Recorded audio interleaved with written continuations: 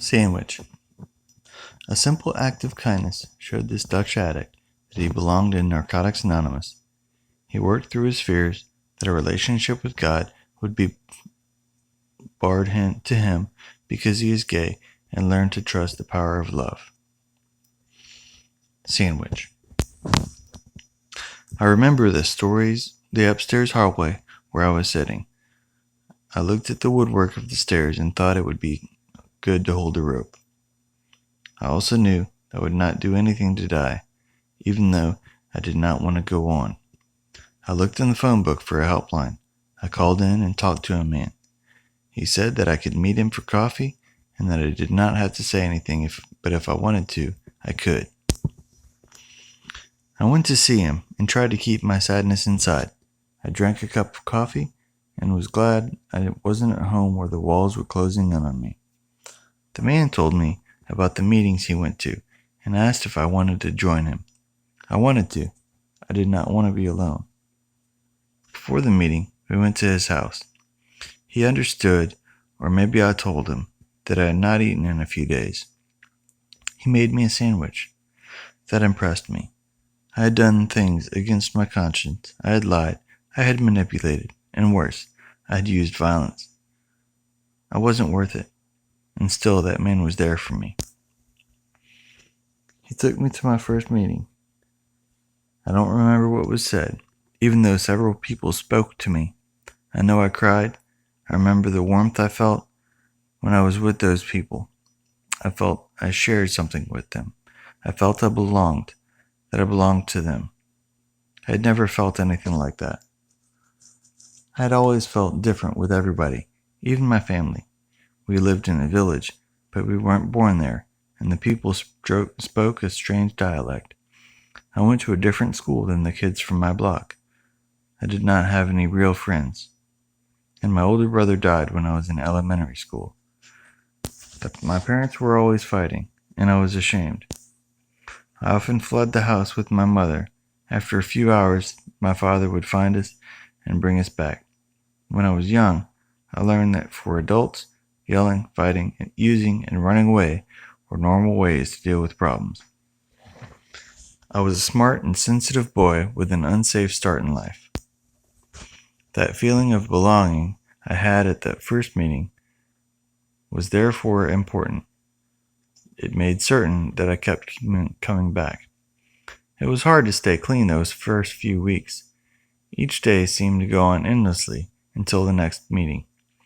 When I stopped using, it was as if I had been in a deep, dark cave for years, and suddenly I stood in full sunlight. My eyes had to adjust to light. It sometimes hurt terribly. Everything good and bad became more intense. Living without anesthesia, I did not understand the feelings that would suddenly surface. Sometimes I thought I was going crazy. I would be immensely sad without reason, sometimes for days. Other addicts who remembered their own struggle assured me that everything would be fine. I did not have to understand everything immediately.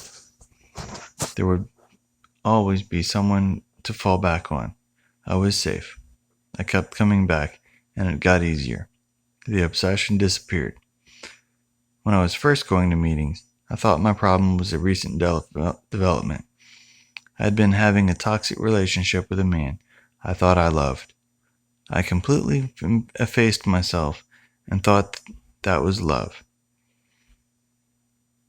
The fights, when we used, could spin out of control so badly that we would go at each other with full wine bottles.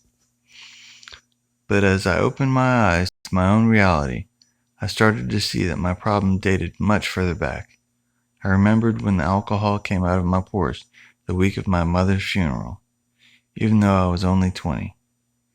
I remembered that I had had fights in bars before, that relationships had ended before, that I had wanted to die before, and had made pathetic attempts to do so. I had been in situations before where people wanted to kill me. This wasn't the first time I had been through any of this, but I had always tried to find my salvation in drugs, obsessive, sex, relationships, smoking, etc. I had been fleeing into addictive behavior for a long time, and they provided me with a safe environment in which I could say anything and share everything. This security enabled me to look beyond the last couple of years to see patterns that had been there for decades. When things got out of hand, I had always thought that it was the result of some outside force. I was intelligent. I still had my house and job. It could not be that bad. If only people would see me for what I was worth. If only I lived or worked somewhere else. If only the weather were nicer. If only there had been no military service. If only my brother had lived. Or my mother. If only I was not addicted. I had my reasons. I was a victim. I learned to recognize feelings. The safe environment of NA gave me the chance to face my own fear. My fear was deep and deeply hidden. Fear that I wouldn't amount to anything. Fear of being deserted. Fear of emptiness. I couldn't fight this fear by myself. I couldn't even name it.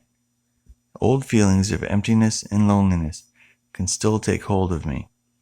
But NA's 12 steps and the people in the program, who I love so much, have shown me another way.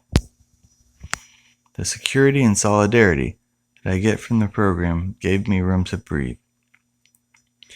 It gave me freedom of choice. I don't have to respond to situations the way I did before. At first, I did not like the word God. It made me think of people in institutions that judge others, like churches that would ban me because I was gay. It frightened me. I was afraid I would not fit into the 12-step program. I shared this at meetings. I talked to other addicts and learned that spirituality is something personal. What matters is my understanding of God, not anyone else's. With their help, I learned to trust the power of love that is much bigger than me. When I told my father I was an addict, he told me that his father had died from addiction. My grandfather was apparently not the bohemian from the family stories. He was an addict. As a young boy, my father had to go to the pub to beg him for money for the household. That man died from alcohol after he left his wife and kids in poverty. Out of shame, my father had never told that to anyone. Learning his secret gave me more compassion for my father and more compassion for myself. I have a disease that has occurred in my family several times. I did not choose to be addicted. I am unable to take the disease away. And other people, whether or not they were addicts, have their stories. Beginning to see how powerless I am and getting more understanding for the powerlessness of others allowed me to breathe again, and has given me the space to find more good in myself and others. When my father died, I was able to be there for his widow and others as a mature man who could be a support. I don't have to approve of what I have done or what others did, but I get more and more freedom to untangle myself from a negative past, negative behavior, and negative thoughts. This has made my life extremely more beautiful. I don't have to be overwhelmed by feelings anymore. It's easier for me to let go. I am able to make more room between my feelings, my thoughts, and my behavior, room that is necessary to choose. I don't always succeed in making the right choices. I still have my dramas and my panic. I'm a human being and not perfect, but I can see a lot of progress, and I am very grateful. I'm blessed. I am in a happy relationship in which I learn healthy ways to deal with confrontation. I have friends. I am able to give love and receive love. I'm an addict. That is no longer a handicap, but a drive to shape my life in a positive way. So much has changed since the day when I wanted to die and that man showed me I was worth caring about. I didn't even feel worthy of the sandwich he made, but I did feel like I belonged to NA, and I do. It is important for me to remain watchful. The disease is here and will remain, so my recovery should continue as well.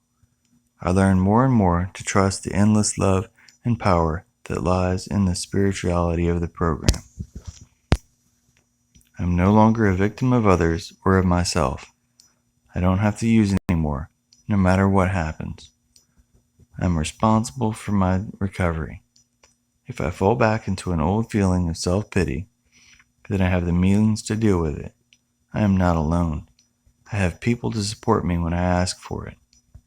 When I have a moment of despair, there will always be someone to talk to. It's not always going well, but it is always getting better. For more stories and readings from the basic text, subscribe to be informed of the next time I record a video.